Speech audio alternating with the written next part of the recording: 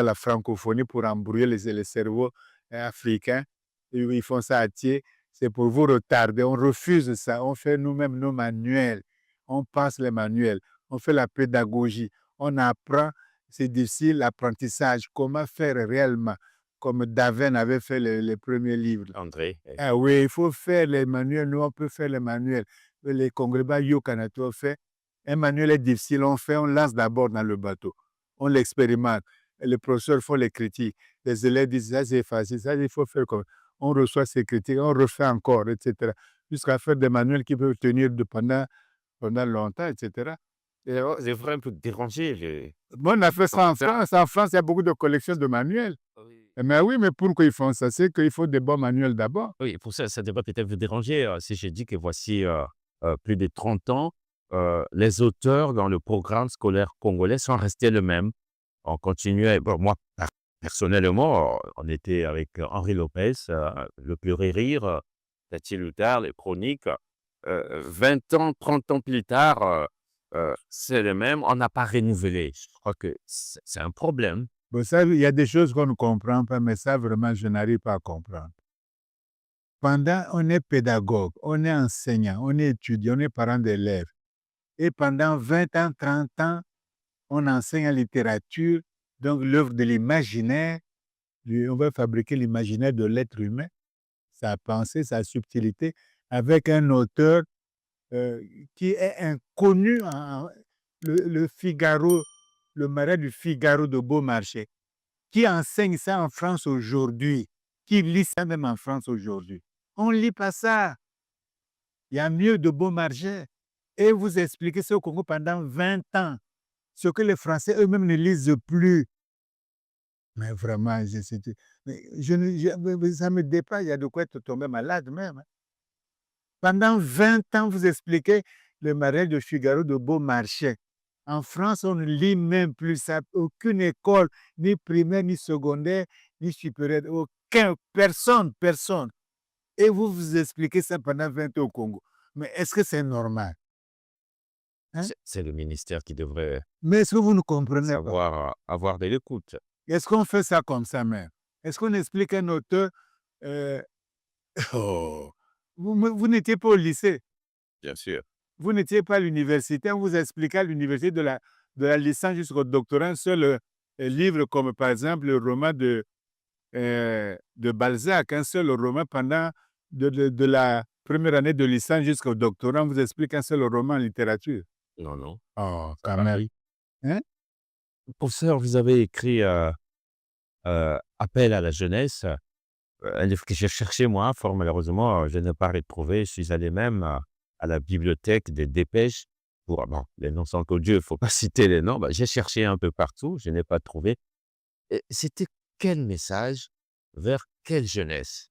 C'est-à-dire que dans la vie, il y a ce qu'on appelle en lingala bomwana, c'est l'enfance. On est enfant de 0 à 10 ans. 10 ans. C'est l'enfance. On ne sait pas trop, on imite, on est collé à sa mère, à ses frères, à sa famille, à son environnement.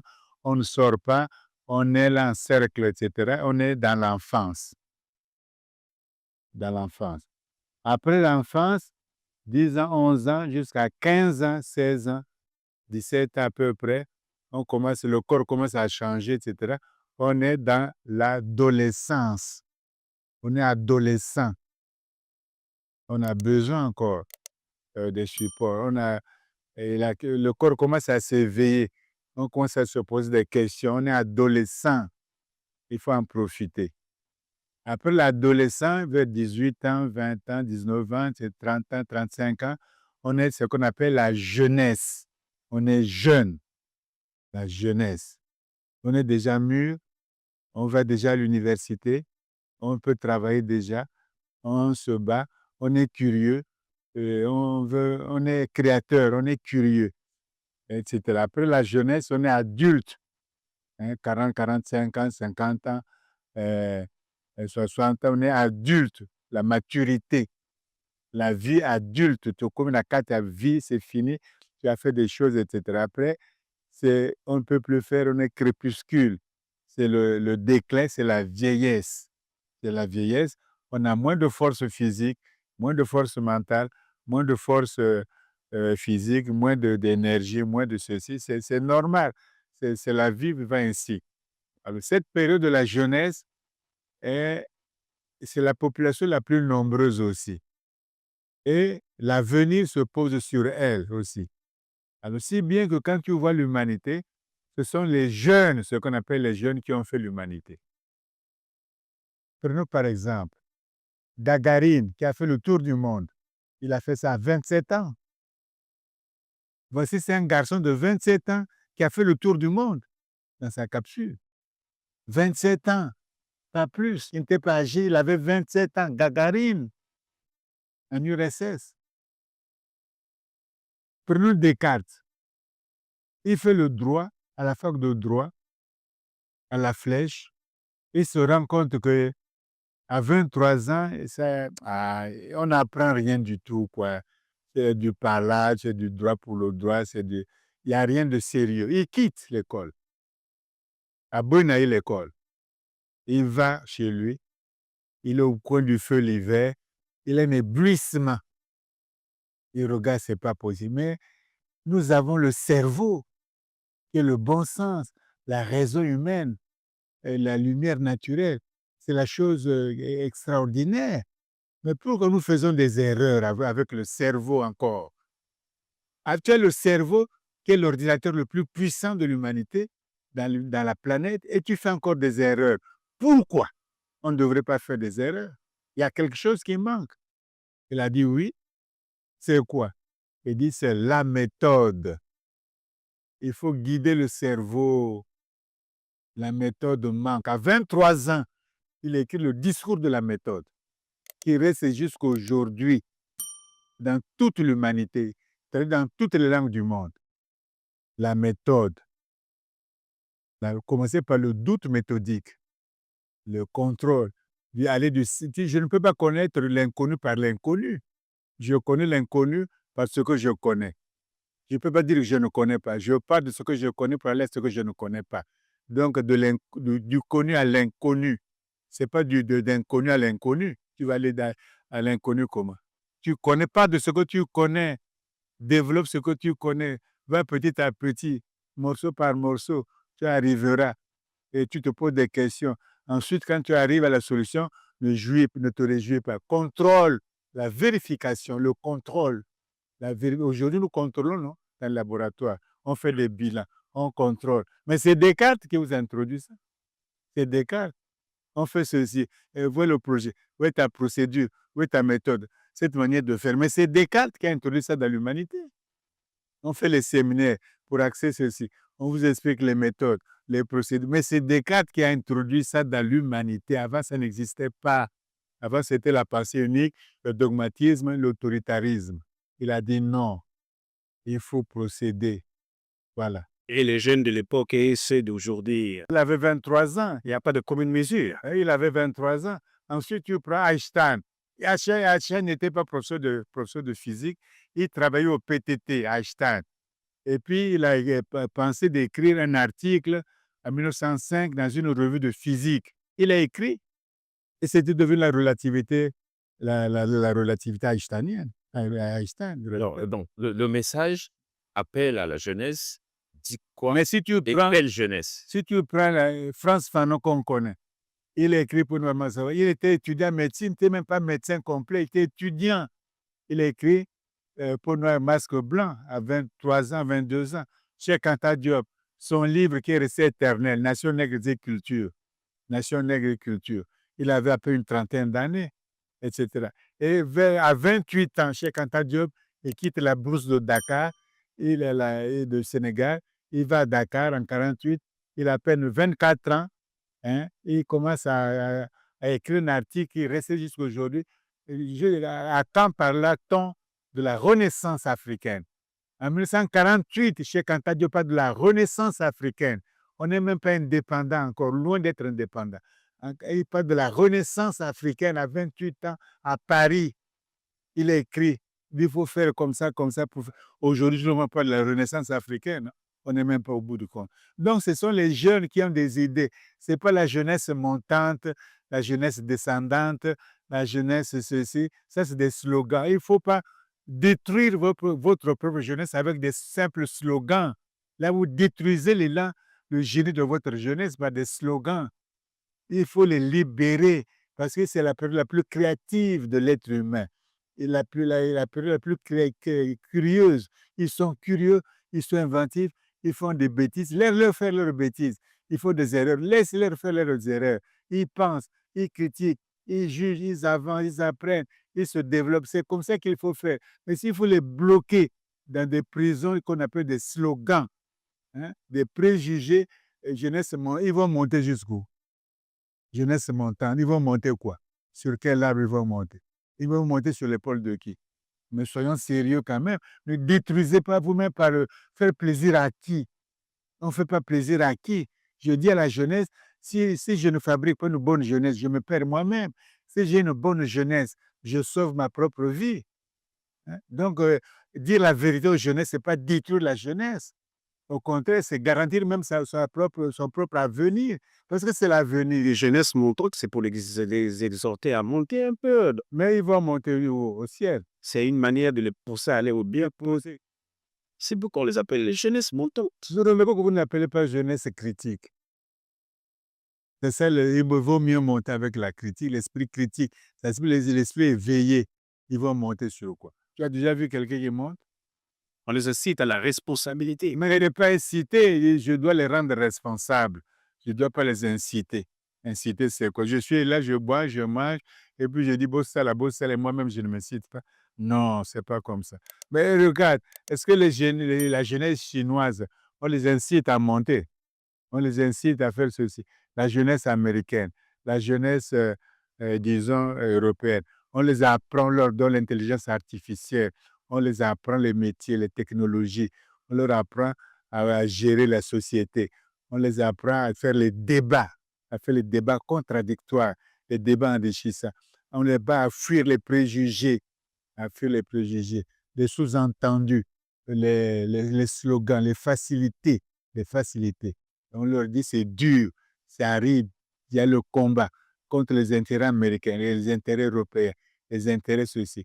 Il faut beau ça, il faut beau yéba, il faut être compétent, être un bon généticien, un bon cardiologue, un bon médecin, un bon philosophe, un bon sociologue, un bon linguiste, un bon géographe, un bon pilote, etc. Il faut connaître, il faut yéba.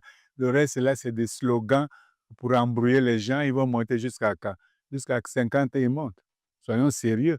C'est des slogans, c'est des slogans. C'est comme si on voyait une crise d'éthique. Hein? Exactement, il y a une crise éthique. C'est-à-dire, on parle de valeurs. Quelles sont ces valeurs? Nommez-moi ces valeurs-là. On dit anti-valeurs, ce qui n'est même pas du français. Bon, d'accord. Mais quelles sont ces anti-valeurs? Si je dis anti-valeur, je nomme aucune anti-valeur. Donc, c'est vague. Quand je dis le vol, le détournement des fonds publics, voilà, c'est concret. Il faut les nommer. La paresse, c'est concret. Il faut nommer. Hein? L'irresponsabilité, c'est concret. Il ne faut pas dire anti-valeur en l'air comme ça. Hein? Quand vous dites ça comme ça, le détournement des deniers publics, là, on voit bien de quoi il s'agit, mais vous dites les valeurs, les anti-valeurs, lesquelles? Hein? Venir au travail, ne pas travailler à temps, faire des faux réunions, mais c'est une anti-valeur, c'est la paresse bureaucratique, la paresse, c'est l'irresponsabilité, ne pas répondre au téléphone. Mais tu as la fonction publique, c'est le travail public, mais tu réponds au téléphone, que ça te plaise ou pas. Il n'y a pas fait, tu es là, toujours ça, l'État, tu es là pour travailler, tu es là pour servir, tu es là, que ça te plaise ou ça ne te plaise pas, tu sais, tu ne veux plus un gars au téléphone, mais tu fais le choix, et tu sais plus l'État, tu prends ce que tu connais, ce que tu ne connais pas, éviter. Non, on ne connaît pas tous les Congolais, mais tu sais tous les Congolais. C'est comme ça. Donc, il faut nommer, il y a une crise. On a peur de dire les voleurs, les détourneurs de fonds, la magouille, les deniers publics sont dilapidés. On a peur de dire les mots comme ça, là. On dirait que parler en termes de cadre, c'est cacher aussi les mots. Hein. Les cadres font quoi? Les cadres congolais, c'est raciste, non? Les cadres. Oui. Mais un cadre existe. Que ça veut les cadres? Il a un cadre quoi d'abord? Il est cadre. C'est-à-dire il est formé. Il a une certaine technicité. Il sait travailler, il connaît. Oui. Bon. Maintenant, il faut d'abord lui donner confiance. On te donne la confiance, tu connais, tu peux faire bien, etc. Ensuite, tu fais pour qui? Pour ton pays, au Lingamboka, le patriotisme au-dessus de tout, de tes intérêts, des intérêts, c'est le Congo. Et ensuite, tu as un salaire adéquat. Comme ça, tu ne triches pas les trucs à côté, les indemnités, des choses, des conneries comme ça. Et on te respecte, on te donne le respect, l'emploi, et la retraité, on respecte, on te fait confiance, on te donne un salaire un peu décent, etc., etc. Et puis, tu travailles avec responsabilité. C'est comme ça qu'on fait. Il y a tous des dérapages, d'accord. Les erreurs, d'accord. Tout le monde, d'accord. Mais il ne faut pas que ça soit trop de dérapages, trop d'erreurs. Et c'est la majorité maintenant qui fait les dérapages. La majorité va voler, la majorité va être paresseuse, la majorité irresponsable. Non. Il y a toujours des dérapages, on n'est pas parfait. Mais quand même, il faut que ça soit moindre. Il faut aimer le pays. Pourquoi? Quand tu fais ça avec plaisir, eh bien, tu as aussi une récompense morale, une récompense de ce qu'on appelle la dignité humaine. L'homme est digne. Les animaux peuvent aussi bien faire, puis nous, on parle de la dignité animale. On ne parle pas de ça. Il y a la dignité, il y a le respect, il y a l'okumu. On peut s'en douter normalement que l'okumu. L'okumu, c'est la courinte. Mais l'okumu, c'est la ministre. La ministre, c'est la salle. Même un balayeur, l'okumu, ça y est. Même on t'a kavaki, l'okumu, ça y est. L'okumu, c'est bateau. L'okumu, c'est moisi. L'okumu, c'est moine. L'okumu, c'est mobali. L'okumu, c'est bateau, yébite. Bateau, école, na yote. L'okumu, c'est bango. Bateau, école, na yokumu, c'est bango. L'okutate. On va remonter dans l'histoire. Moi, j'ai suivi plusieurs de vos vidéos. C'est vous, c'est vous qui lâchez. Hein. Je pense que vous parliez de Brazza dans un temps pas si clément. Hein. Pour vous, ce n'était pas un colonisateur gentil. Mais pause. Tu vois, on est dans l'histoire. Hein? Oui. Bon, rapidement, l'histoire, ce n'est pas celui qui parle du passé. Il peut être un narrateur, un historien, mais il ne connaît pas l'histoire. L'histoire, se pose, il faut que j'ai des documents. Oui. Il faut que j'ai des documents. Plus j'ai les documents, mieux ça vaut.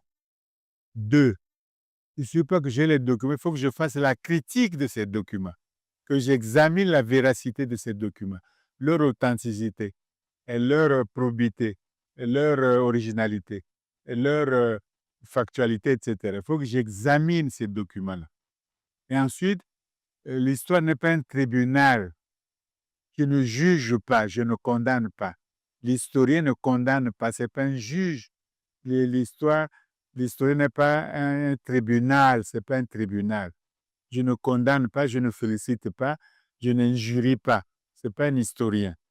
Voilà. Il raconte, il dit la vérité, l'objectivité, basée sur des faits que tu peux contrôler. Oui. Voilà l'histoire. Voilà. Voilà le problème. Il faut qu'on s'entende sur ça.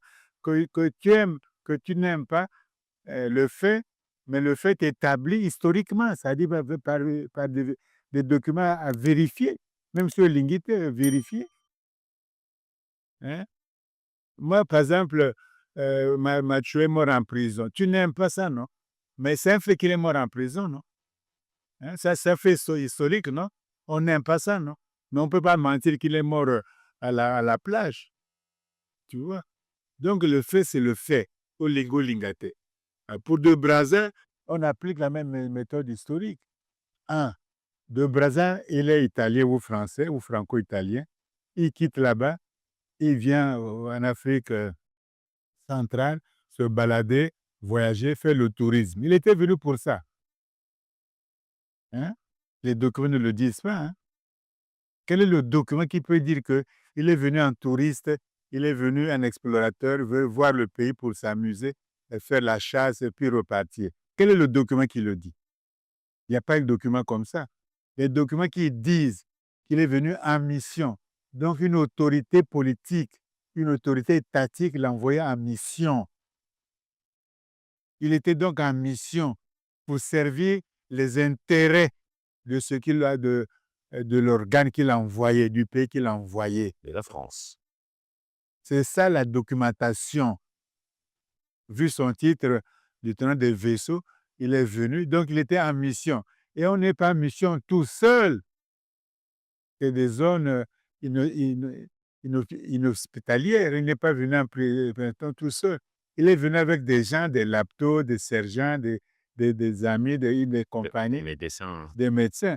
Il est venu, par exemple, avec le docteur, un médecin, Noël Ballet, dont la statue immense, grande statue, existe à Okoyo, dans la cuvette ouest, à Okoyo, au bord de la Lima, à côté de la maison de Richard et Yeni, là où le paix à son âme.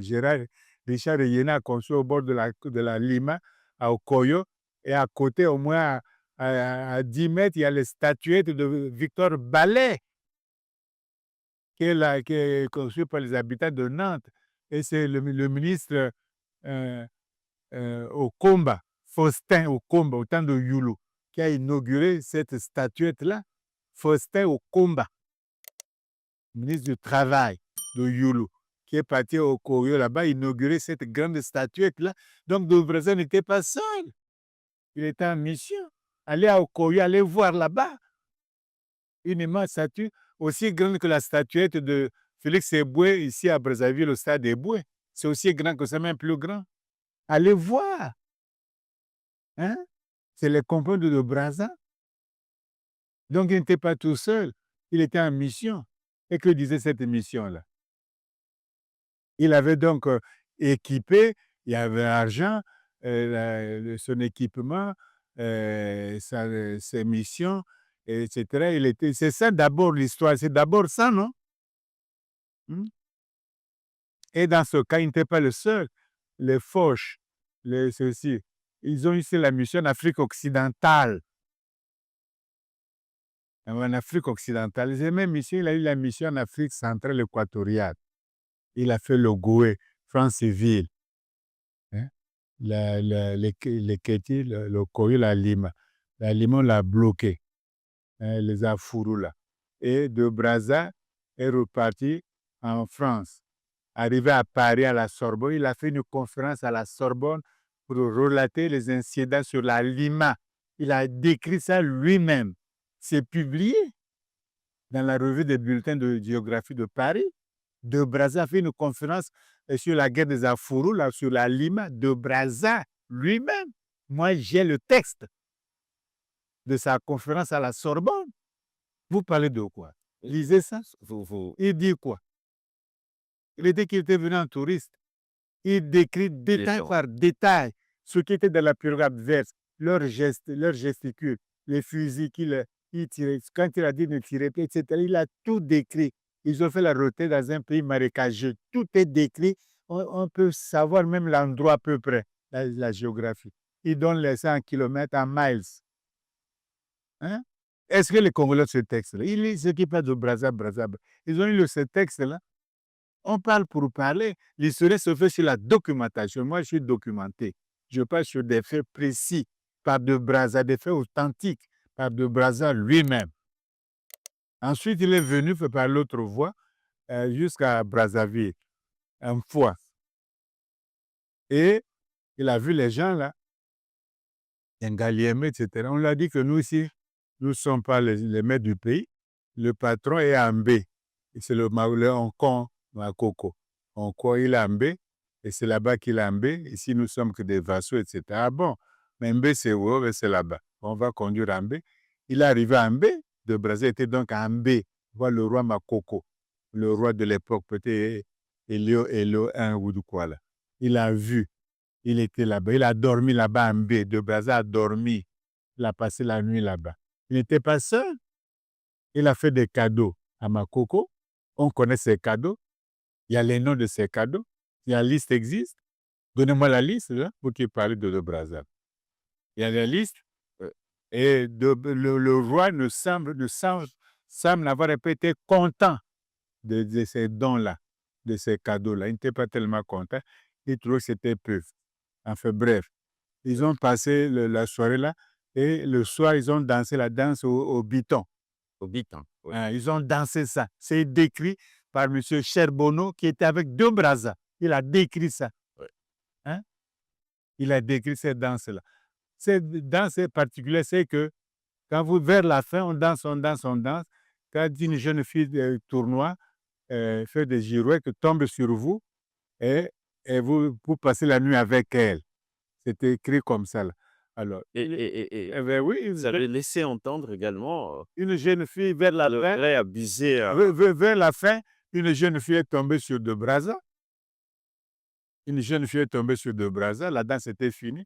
Sur les coutumes, de Brazza a passé la nuit avec cette femme-là. C'est ça que le biton, c'est écrit noir sur blanc. Je n'invente rien.